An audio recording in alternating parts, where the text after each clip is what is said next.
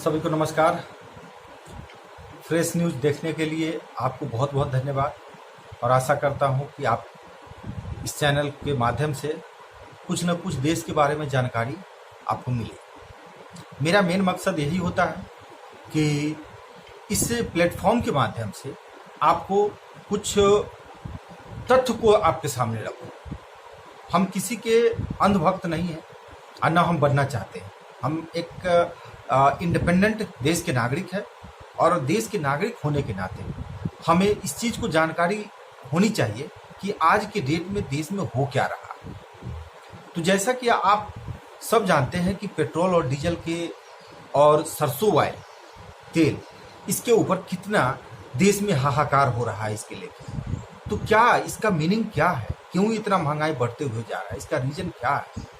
तो मित्रों, अगर आप खुद अनुभव करें कि लॉकडाउन रहा है, ये साल 1.5 साल से लॉकडाउन रहा है, न गाड़ी चल रही है, न बसें चल रही है, न ट्रेन चल रही है, फिर भी ये हमारे ही देश में नहीं, इंडिया में ही नहीं, ये अब्रोड में भी और सारे देश में भी यही हाल है। ये सब होते हुए भी हमारे ही देश का, भारत देश में ही पेट्रोल और डीजल के दाम में इतनी बढ़ोतरी क्यों, इसका क्या रीजन है। मित्रों, सबसे पहली बात तो हम ये जाने कीजिए, आप ये जान रहे हैं कि 1 लीटर पेट्रोल हो चाहे 1 लीटर डीजल जो अभी हम आयात कर रहे हैं, उसकी कीमत अगर लगाते हैं तो 35 रुपये 73 पैसे पर लीटर आपको पेट्रोल मिलती है अभी के हिसाब से। और 35 रुपये 73 पैसे के हिसाब से मान के चलिए पेट्रोल भी है और डीजल भी है, आपको मिलती है जो क्रूड ऑयल, जो कच्चा तेल हम बोलते हैं वो। अब देखिए जी, सरकार का इसमें ये है कि सरकार इसको प्रोसेस करे। जो कच्चा तेल आती है उसको प्रोसेस करने में सरकार की खर्च होती है। मैं मानता हूं जी, सरकार को अगर खर्च हो रही है तो उसके ऊपर वो प्रोसेसिंग टैक्स ले। जो टैक्स अगर लिया जाता है, जैसे रिफाइनरी में हम अगर तेल देते हैं तो रिफाइनरी में जो खर्च होती है वो लगभग 4 रुपये 40 पैसे पर लीटर के हिसाब से आपको डीजल के पेट्रोल के में खर्च होती है। और डीजल के लिए आपको वही प्रोसेसिंग चार्ज जो होता है वो 6 रुपये 20 पैसे के हिसाब से खर्च होती है। ठीक है। अब देखिए, जो रिफाइनरी में कच्चा तेल आया वहां प्रोसेस करने के बाद, और डीजल हो या पेट्रोल हो, तो दोनों की कीमत अगर हम देखेंगे तो जो मार्केट में आने लायक, जो यूज करने लायक जो तेल हो गया, उसकी कीमत, जो पेट्रोल की कीमत है वो 40 रुपये हो गई और डीजल के 41 रुपये लीटर तेल।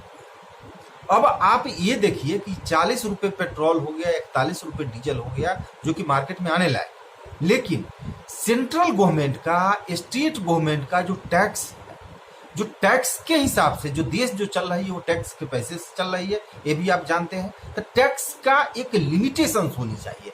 टैक्स का लिमिटेशन का मतलब ये होनी चाहिए कि इतना किसी के, हम अगर बाय द वे हमारे पास खेत है, हम किसी को अगर भरना में रख दिए हैं, गिरवी रख चुके हैं, तो हम इतना देखते हैं कि जो अगर उसका जितना होता है उसका हम आधे बोलते हैं, जो आधे मुझे दे दो, आधे आप रखो। ठीक है।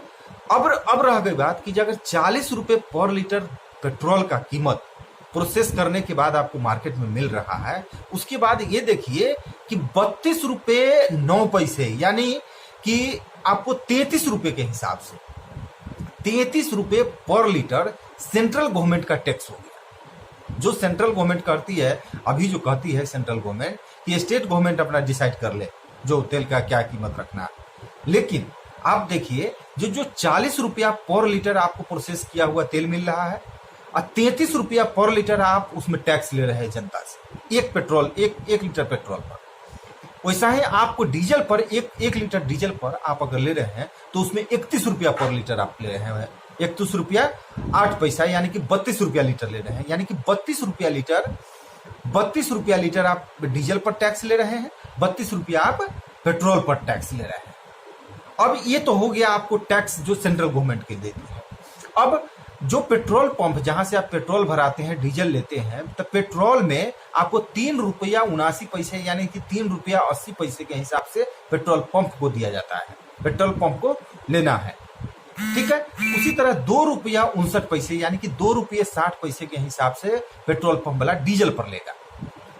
अब देखिए, जो डीजल लेना है, पेट्रोल लेना है, तो पेट्रोल पंप मालिक के थ्रू, पेट्रोल पंप वाले के थ्रू आपको जो उसका टैक्स अलग हो गया। यानी कि सरकार जो आपको 33 रुपया पर लीटर के हिसाब से डीजल पर लिया, पर लीटर के हिसाब से आपको पेट्रोल पर लिया, वो टैक्स हो गया सरकार का, भारत सरकार का। उसी तरह आपको 3 रुपया 80 पैसा के हिसाब से पेट्रोल पंप को 1 लीटर पर उसको मुनाफा मिल रही है। 2 रुपया 60 पैसा डीजल पर आपको मुनाफा मिल रही है। अब देखिए, अब टोटल मिला के जो कॉस्ट आती है, टोटल मिला के कॉस्ट आती है आपको, जो 40 रुपये में प्रोसेस किया हुआ तेल मिल रहा था उसकी कीमत हो गई आपको 76 रुपया 80 पैसा, यानी कि 77 रुपया पर लीटर पेट्रोल आपको मिल रही है टैक्स देने के बाद। लेकिन उसके बाद का जो प्रोसेस है कि उसके बाद वैट लगती है, कि वैट का मतलब आप जान रहे हैं, वैल्यू एडेड टैक्स, जो कि स्टेट गवर्नमेंट लेती है। यानी कि सेंट्रल गवर्नमेंट लेने के बाद स्टेट गवर्नमेंट 23 रुपया 23 rupees per litre, 23 rupees per litre petrol पर वैट लगाती है स्टेट गवर्नमेंट। इसी तरह आपको डीजल पर 12 रुपया 97 पैसा, यानी कि 13 रुपया, यानी कि 13 रुपया डीजल पर टैक्स लगाती है स्टेट गवर्नमेंट। अब 1 लीटर डीजल पर टैक्स स्टेट गवर्नमेंट 13 रुपया लगाती है, और 1 लीटर पेट्रोल पर टैक्स स्टेट गवर्नमेंट 23 रुपया लगाती है। टोटल मिला के जो टोटल मिला के जो पेट्रोल का जो 40 रुपये प्रोसेस किया हुआ तेल मिल रहा था, उस तेल की कीमत आज, पेट्रोल की कीमत आपको 100 रुपये हो गया।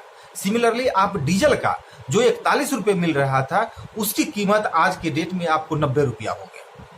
तो कहने का मतलब ये है कि इस तरह से जो टैक्स का जो मतलब मान के चलो, जो टैक्स के पैसे से ही सरकार चल रही है, टैक्स के पैसे से मंत्री विधायक की गाड़ी चल रही है, ये जनता की पैसे से ही पार्लियामेंट है, लोकसभा है, आईबी है, सीबीआई है, सब कुछ चल रही है। तो जब टैक्स के पैसे से ही सब कुछ चल रही है, जनता के पैसे से ही चल रही है, तो जनता को ही मारने का क्यों प्लान किया जा रहा है? जिस प्रकार से जनता को मारने का अगर प्लान नहीं होता, तो आप ये देख लीजिए कि आप 3100 करोड़ रुपया के आप स्टेच्यू बना के रख दिए, पार्लियामेंट बनाने आप जा रहे हैं, आप मंदिर बनाने जा रहे हैं, आप उस ये सब क्या है? ये सब जनता को मारने का तरीका है।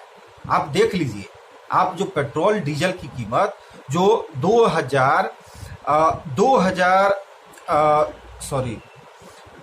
जो तेल और डीजल का जो टैक्स का जो पैमाना था, जो टैक्स 2014 में, यानी कि नरेंद्र मोदी के सरकार बनने से पहले जो टैक्स हम 9 रुपये पर लीटर देते थे पेट्रोल के लिए, उसी को आज के डेट में हम वह 33 रुपये दे रहे हैं।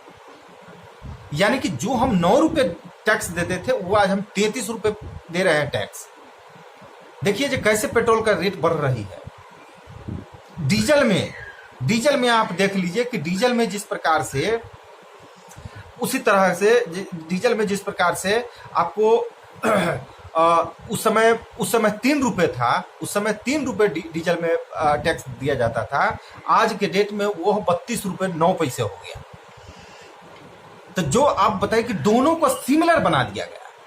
31 रुपये 9 पैसा पेट्रोल का मतलब दिया जा रहा है। कब? यानी कि 2014 में हमारा 9 रुपये था पेट्रोल का टैक्स जो लेते थे सेंट्रल गवर्नमेंट, वो आज 33 रुपये ले रही है। 3 रुपये डीजल पर लेती थी प्रीवियस सरकार 2014 से पहले, उसको आप 32 रुपये ले रहे हैं। इसका मतलब क्या है? इसका मतलब यह है कि जो मर्सिडीज से चल रहा है और जो किसान साइकिल से चल रहा है, दोनों का टैक्स स्लैब जो हो गया वो बराबर हो गया। अब बताइए कि ये कहाँ गरीबी और कहाँ अमीरी? ये सरकार कैसे मतलब अपने आप को कह रही है कि हम गरीब के हित ऐसी है? कहाँ से गरीब के हित ऐसी हो गए भाई? तो इसके लिए मेरा ये कहना है कि ये टैक्स के पैसे लेके ये पार्टी के कार्यालय बनाने के लिए, पार्टी का ऑफिस बनाने के लिए आप 100 करोड़ रुपया आप बना रहे हैं, दे रहे हैं।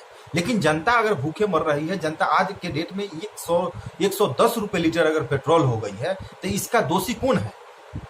आप खुद देखिए कि इसका दोषी कौन है। ये सरकार नहीं है तो कौन है? ये आज की ये इस तरह से किसी भी देश में तेल और डीजल और पेट्रोल का दाम इस तरह से नहीं है। हर देश अपने जनता की भलाई के लिए कार्य कर रही है। यहाँ कुछ लोगों के भलाई के लिए सरकार कार्य कर रही है, जो कि देश हित में नहीं है। यह गलत है। और मैं मानता हूं कि इस तरह के सरकार को अब सत्ता में बने रहने का कोई अधिकार नहीं है। और जनता को ये चैनल के माध्यम से मैं जनता को अवगत करा रहा हूं। जनता अंधभक्त मत बनो। किसी भी चीज के ऊपर आप रिसर्च करो, रिसर्च करने के बाद कंक्लूजन। आज के डेट में कोई कह रहा है कि 2 बच्चे होनी चाहिए, कोई बता है 4 बच्चे होनी चाहिए, 5 बच्चे होनी चाहिए। अरे क्या है, पहले उसको खाने के लिए तो दो। आप बनाओ नियम, कोई दिक्कत नहीं है, 2 ही बच्चे अच्छे, मैं मानता हूं। लेकिन जो है उसको तो खाने के लिए दो।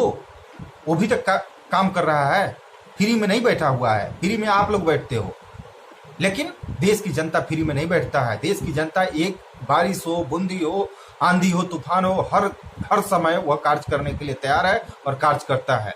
तो देश की जनता को मैं चाहता हूं कि जो अवगत कराऊं, ये सिचुएशन से अवगत कराऊं कि किस प्रकार से जो पहले की सरकार थी जनता के हित में कैसे कार्य करती थी, और अब की सरकार जो जनता के हित को ध्यान में नहीं रखते हुए और अपने कुर्सी को बचाने के लिए अपने देश के लिए मतलब कि एक तरह से मर्सी दिखाकर सहानुभूति वोट बटोरने के लिए तैयार है।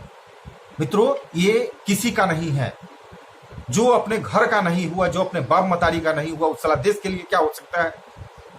इसलिए मैं मानता हूं कि जब आप लोग आंख खोलो, आप लोग देखो कि क्या चल रहा है, क्या नहीं चल रहा है, और फिर विचार करो।